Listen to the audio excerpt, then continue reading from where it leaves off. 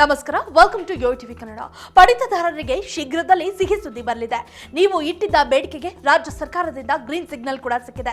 ಮಧ್ಯಮ ವರ್ಗದವರನ್ನ ಗುರಿಯಾಗಿಸಿಕೊಂಡು ಮಾಡಲಾಗಿರುವ ಸರ್ಕಾರ ಇತ್ತೀಚಿನ ಅನ್ನಭಾಗ್ಯ ಯೋಜನೆಯ ಅಡಿ ಮಹತ್ವದ ಬೆಳವಣಿಗೆಗಳನ್ನ ಕಾಣಬಹುದಾಗಿದೆ.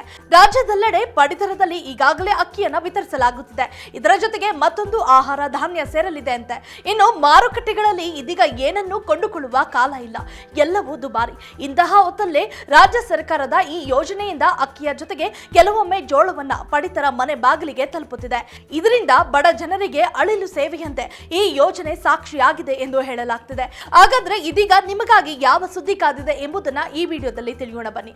ಈಗ ಬಂದಿರುವ ಅಪ್ಡೇಟ್ ಏನಂದ್ರೆ, ನೀವು ಬೇಡಿಕೆ ಇಟ್ಟಿದ್ದ ತೊಗರಿ ಬೇಳೆ ಪಡಿತರದಲ್ಲಿ ಮುಂದಿನ ದಿನಗಳಲ್ಲಿ ಸಿಗಲಿದೆಯಂತೆ. ಈ ಬಗ್ಗೆ ಮಾತನಾಡಿದ ಆಹಾರ ಸಚಿವ ಕೆ.ಎಚ್. ಮುನಿಯಪ್ಪ ಅವರು, ಇದು ಇಂದಿನ ಬೇಡಿಕೆ ಅಲ್ಲ, ತೊಗರಿ ಬೇಳೆ ಬೇಕು ಎಂದು ಬಹಳ ದಿನಗಳಿಂದಲೂ ಬೇಡಿಕೆ ಇದೆ. ಹಾಗಾಗಿ ಪಡಿತರದಲ್ಲಿ ತೊಗರಿ ಸೇರ್ಪಡೆಯಾಗಿದೆ ಎಂದು ರೈತರು ಹಾಗೂ ಗ್ರಾಹಕರಿಬ್ಬರಿಗೂ ತುಂಬಾ ಅನುಕೂಲವಾಗಲಿದೆ. ಇದರಿಂದ ಹಾಸ್ಟೆಲ್ಗಳಿಗೂ ಕೂಡ ಬೇಳೆ ಪೂರೈಸಲು ಸಹಾಯಕವಾಗಲಿದೆ ಎಂದಿದ್ದಾರೆ. ಕಳೆದ ವರ್ಷ ಅನ್ನಭಾಗ್ಯ ಯೋಜನೆ ಜಾರಿಯಾದಾಗ ಪಡಿತದಾರರಿಗೆ ತಲಾ 10 ಕೆಜಿ ಅಕ್ಕಿ ಘೋಷಿಸುವುದಾಗಿ ರಾಜ್ಯ ಸರ್ಕಾರ ಘೋಷಣೆ ಮಾಡಿತ್ತು. ಆದರೆ ರಾಜ್ಯದಿಂದಲೇ 10 ಕೆಜಿ ಅಕ್ಕಿ ನೀಡಲು ಅಗತ್ಯ ದಾಸ್ತಾನು ಇರಲಿಲ್ಲ. ಹೀಗಾಗಿ ಅಕ್ಕಿ ನೀಡುವಂತೆ ರಾಜ್ಯ ಸರ್ಕಾರವು ಕೇಂದ್ರದ ಮೊರೆ ಹೋಗಿತ್ತು. ಇದಕ್ಕೆ ಹೆಚ್ಚುವರಿ ಹಣ ನೀಡುವುದಾಗಿ ಕೂಡ ಕಾಂಗ್ರೆಸ್ ಸರ್ಕಾರ ಹೇಳಿತ್ತು. ಆದರೆ ಕೇಂದ್ರ ಸರ್ಕಾರವು ಅಕ್ಕಿ ನೀಡಲು ಸಾಧ್ಯವಿಲ್ಲ ಎಂದು ಹೇಳಿತ್ತು. ಇದಾದ ಬಳಿಕ ಕೇವಲ 5 ಕೆಜಿ ಅಕ್ಕಿಯನ್ನಷ್ಟೇ ರಾಜ್ಯ ಸರ್ಕಾರ ನೀಡಲು ನಿರ್ಧರಿಸಿ ಬಾಕಿ ಅಕ್ಕಿಗೆ ಹಣವನ್ನ ನೀಡುವ ಘೋಷಣೆಯನ್ನ ಮಾಡಿತ್ತು. ಇನ್ನು ಇತ್ತೀಚೆಗೆ ಹೆಚ್ಚುವರಿ ಅಕ್ಕಿಗಾಗಿ ರಾಜ್ಯದವರೇ ಆದ ಕೇಂದ್ರ ಆಹಾರ ಸಚಿವ ಪ್ರಹ್ಲಾದ್ ಜೋಶಿ ಅವರನ್ನ ಸಚಿವ ಕೆ.ಎಚ್. ಮುನಿಯಪ್ಪ ಭೇಟಿಯಾಗಿದ್ರು. ಈ ವೇಳೆ ರಾಜ್ಯಕ್ಕೆ ಅನ್ನಭಾಗ್ಯ ಯೋಜನೆಯ ಅಡಿ ಹೆಚ್ಚು ಅಕ್ಕಿಯನ್ನ ನೀಡಲು ಪೂರೈಕೆ ಮಾಡುವಂತೆ ಮನವಿಯನ್ನ ಮಾಡಿದ್ರು.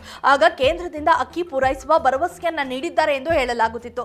ಈ ಜೊತೆಗೆ ರಾಜ್ಯಕ್ಕೆ ಅಗತ್ಯವಿರುವ ಅಕ್ಕಿ ಪೂರೈಸುವ ಭರವಸೆಯನ್ನ ಕೇಂದ್ರ ಸಚಿವ ಪ್ರಹ್ಲಾದ್ ಜೋಶಿ ನೀಡಿದ್ದಾರೆ ಎಂದು ಮೂಲಗಳಿಂದ ತಿಳಿದು ಬಂದಿವೆ. ಈ ಸಂಬಂಧ ಮುಂದಿನ ಹಂತದಲ್ಲಿ ಕೇಂದ್ರಕ್ಕೆ ಪ್ರಸ್ತಾವನೆಯನ್ನು ಕೂಡ ಕಳುಹಿಸಲಾಗುವುದು. ಪ್ರತಿ ತಿಂಗಳಿಗೆ 20,000 ಮೆಟ್ರಿಕ್ ಟನ್ ಅಕ್ಕಿಯ ಅಗತ್ಯವಿದೆ. ರಾಜ್ಯದ ಜನರು ಹಣದ ಬದಲು ಬೇಳೆ ಹಾಗೂ ಅಕ್ಕಿಗೆ ಮನವಿ ಮಾಡಿದ್ದಾರೆ. ಇವುಗಳನ್ನು ಪರಿಶೀಲಿಸಿ ಕೇಂದ್ರ ಸರ್ಕಾರಕ್ಕೆ ಮನವಿ ಮಾಡುವುದಾಗಿ ಹೇಳಿಕೆಯನ್ನ ನೀಡಿದ್ದಾರೆ ಎನ್ನಲಾಗುತ್ತಿದೆ.